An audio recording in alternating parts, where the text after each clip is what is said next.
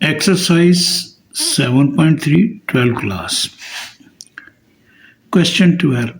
Prove that in any triangle ABC, first part, B is equal to C cos A plus A cos C. Figure का बनाना बड़ा important है. ये एक triangle है, ये vertex ए है और इसका एंगल ए है, इंटीरियर एंगल ये है, और ये जो है ये स्ट्रेट लाइन है. स्ट्रेट लाइन का टोटल एंगल होता है 180. अगर ये एंगल ए है तो ये कितना हो गया 180 माइनस ए. 180 को किससे रिप्रेजेंट करते हैं, पाई से, पाई माइनस ए. ये वर्टेक्स बी है, ये बी एंगल हो गया, और ये बाहर जो हो गया ये एंगल पाई माइनस बी हो गया. और ये वर्टेक्स सी है और ये एंगल कितना हो गया, ये वाला पाई माइनस सी, क्योंकि अंदर सी है तो ये पाई माइनस सी. टोटल एंगल 180 होता है. वर्टेक्स ए के अपोजिट ये वाली साइड है स्मॉल ए, वर्टेक्स बी के अपोजिट ये साइड है स्मॉल बी, वर्टेक्स सी के अपोजिट है ये स्मॉल सी.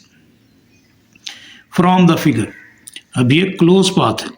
अगर क्लोज पाथ है तो इनका सम जो होगा 0 के इक्वल होगा. ये वेक्टर ए, वेक्टर बी और vector C. From the figure A plus B plus C is equal to 0. अब हमने प्रूव करना था बी, तो बी को यहीं छोड़ देंगे. Therefore B is equal to A और सी को उधर ले जाए, माइनस ए माइनस सी.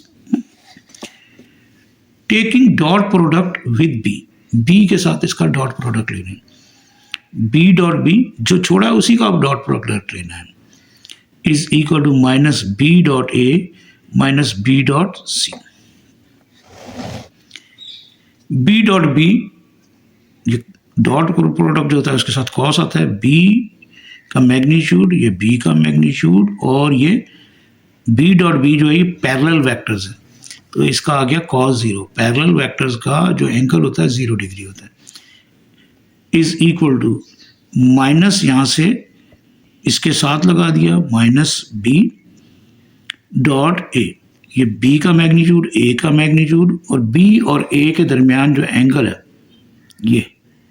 ये भी है, लेकिन हम ये बी है और ये तो ये हम एक्सटीरियर एंगल लेंगे पाई माइनस सी. फिर ये माइनस बी डॉट सी, ये माइनस बाहर लगा दिया.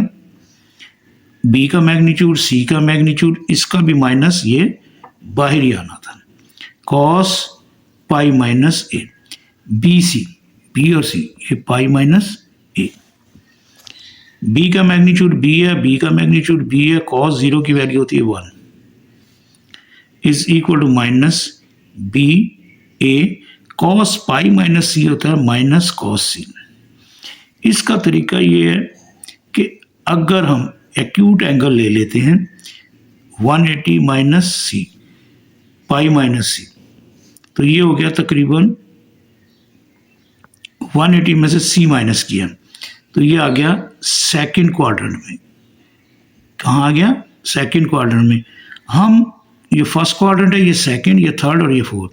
एक वर्ड होता है एक्स ए सी टी एस, इसको ब्रेक करें तो सेकंड क्वाड्रेंट में साइन पॉजिटिव होता है और कॉस नेगेटिव होता है, इसलिए कॉस पाई माइनस सी माइनस कॉस सी. और दूसरी बात, ये आपने फर्स्ट ईयर में पढ़ा होगा, कॉस पाई माइनस सी कॉस ही रहेगा. अगर कॉस होता पाई बाय 2 माइनस सी तो फिर साइन हो जाता, और एंगल हम उसके हिसाब से देखते हैं कि किस क्वाड्रेंट में.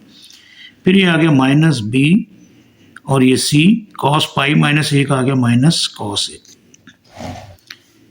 बी को बी से किया बी स्क्वायर, 1 लगाने की जरूरत नहीं, minus minus minus plus B A cos C plus minus minus plus B C cos A. Divide both sides by B, divide by B on both sides. तो इसको B से किया, बी बी से cancel, B is equal to, इसका भी B cancel हो गया, ए cos सी, और प्लस ये बी कैंसिल हो गया, सी कॉस ए. तो यही हमने प्रूव करना था, लेकिन उसमें जो प्रूव में लिखा हुआ है B is equal to C cos A plus A cos C. तो जिस मर्जी को पहले लिख दो, अगर प्लस हो रहा है तो उससे कोई फर्क नहीं पड़ेगा।